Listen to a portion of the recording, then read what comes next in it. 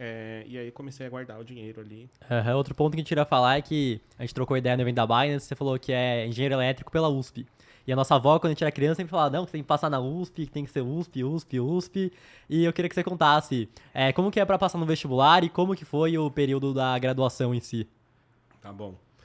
Para passar no vestibular é tenso. Eu fiz 2 anos de cursinho, fiz o cursinho da Poli, que é um cursinho mais popular. Então, tipo, de fato a minha família não tinha dinheiro para ficar pagando uma etapa, poliedro, esses cursinhos mais top, então a gente fez um popular. E no primeiro ano eu não passei, porque eu também não estudei muito. Então eu ficava jogando, eu fazia Isso aí era logo após o ensino médio ou já era... logo após o ensino médio. Aham. E aí eu falei, eu acho que se eu só ver as aulas aqui, eu vou passar. Aí, não passei, beleza. Só que uma amiga minha, que era do ensino médio, que fez ETEC junto comigo, ela passou. Ela fez um ano de cursinho junto comigo e ela passou. E ela era muito inteligente. E aí eu fiquei com isso na cabeça. Falei, caramba, ela passou, eu também consigo, sabe? Ela foi a minha inspiração pra conseguir passar, assim. Eu fiquei bem triste.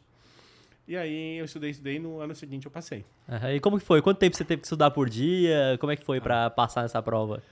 Cara, eu tinha aula de manhã, então das 7 até uma meio-dia. Eram mais ou menos 5 aulas por dia. E de tarde eu tinha que ler o capítulo de cada uma dessas aulas.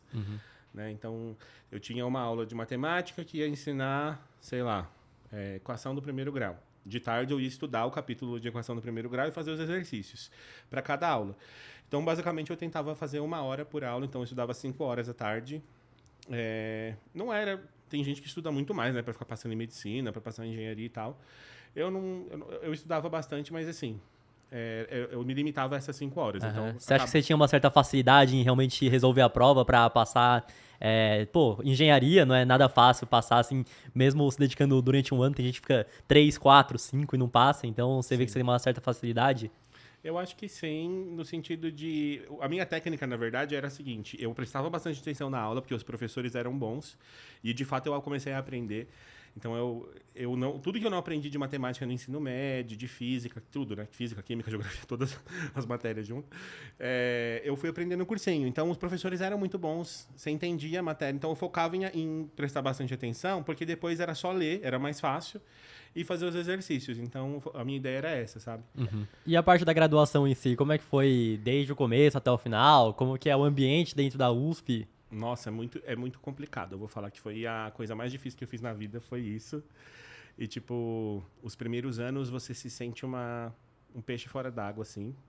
Porque a maior parte das pessoas... Assim, na época que eu entrei era pior, porque a USP não tinha o sistema de cotas, não era inclusiva do jeito que ela é hoje. Então, naquela época, do meu lado, todo mundo era ou do Bandeirantes, tipo, as escolas mais tops que existiam, que a mensalidade é 6, 7 mil reais. A pessoa já chegava na aula de cálculo sabendo o que era derivado, o que era integral, e eu não sabia nada. Entendeu? Então, assim, e os professores davam aula para o aluno médio, só que o aluno médio é o aluno da escola de 7 mil reais, entendeu? Então, assim, é muito complicado. Eu acho que ainda assim é hoje, mas eu acho que vem melhorando. Então, os professores tentam, acho que, ter um pouco mais de empatia, até porque... É isso, hoje tem um sistema de cotas, vem gente pelo Enem, que vem do Brasil inteiro. Então, existe uma realidade hoje lá dentro da USP que eu acho que é diferente da que era em 2015 para trás. Hoje, muitas pessoas que estão lá estudando têm que trabalhar também, porque ela é que sustenta a casa dela. Então, eu comecei a estagiar de forma ilegal, porque a Poli mesmo não autorizou que eu estagiasse no meu 3º ano. Eu tinha que estagiar só no 5º ano. Eu comecei a estagiar antes porque eu quis, porque eu queria ganhar dinheiro e etc. Mas, tanto é que eu fiquei sem contrato de... Eu fui ter meu contrato depois que eu tava saindo de lá, que eu fui ter contrato de estagiário, sabe? Entendi, legal. E como que é o ambiente da USP, né? As pessoas que estão lá, a experiência que você teve? As pessoas são legais, assim, tipo, como eu falei, tem essas panelinhas aí que são os intocáveis, que é um pouco complicado. Mas tem muita gente da hora também. Muitos bons amigos eu fiz lá que eu vou levar pro resto da minha vida. Então, os grupos de extensão, então empresas júnior, bateria, essas coisas assim, você acaba conhecendo bastante gente legal. Bacana. Que a gente chamou um advogado aqui recentemente, e ele teve uma opinião polêmica, né, Renan? Bem polêmica, na verdade. Ele chega e falou assim, não, que eu tenho um escritório aqui, se o cara bota no currículo que é da USP, eu já não quero nem contratar, que já não tá alinhado com o que eu procuro pra mim. Então, foi o ponto que ele deu ali. E ele falou que a galera da faculdade particular já tá mais alinhada a trabalhar no mercado privado, né? Ele falou que a galera da pública... Isso pra direito, no caso, né? Não tem nada a ver com engenharia, né? Mas você vê que na USP tem também a galera que passou e não quer saber de muita coisa? Ou você vê pouco isso? Cara, eu acho que isso é... Eu sinto que isso é um mito, de verdade, assim. A mídia e muita gente constrói isso de tipo, a galera lá não quer estudar. Nada a ver. Se você parar pra... Sei lá...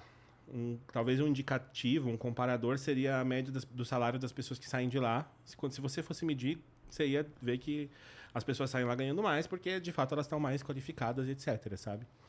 E outra, quando a gente faz uma prova ali, o professor não quer saber, sabe? Tipo, você não estudou, o problema é teu. É que, querendo ou não, numa faculdade particular, se o aluno sai, a faculdade deixa de ganhar dinheiro, né? Na USP não vai ter essa. Se você não... o que eu vejo, né, da diferença da pública para particular, o professor não tá nem aí se você vai passar, se você não vai, às vezes não tá nem aí também se você já reprovou várias vezes, né, então tem esse ponto. Exatamente. E aí, assim, você tem que ir atrás, você tem que fazer a prova, se você não passar, problema é teu, você vai ficar lá pra sempre, etc, entendeu? Eu vejo que muita gente reclama que o professor vai lá, não passa todo o conteúdo e fala, você tem que aprender aqui, eu vou te dar a prova, se vira. Quase 100% das matérias é isso. E quando tem uma aula, você não entende. É um professor que, assim, você fala, cara, o que tá acontecendo? Sabe aquele momento em que você vai anotar e você vai ver a louça tá cheia de coisa que você não sabe que o professor escreveu? É tipo isso. Então, realmente, você tem que ser um cara que é muito autodidata pra conseguir passar nas matérias, conseguir se formar, no caso, então. Exato. E também muito estudo. O tempo que você fica estudando no cursinho, você acaba levando para dentro da universidade, acaba sendo um filtro, entendeu? Justamente por isso, porque você não vai só assistir aula, você tem que parar, tem que estudar, senão você não passa. É muito difícil mesmo, as matérias são bem difíceis.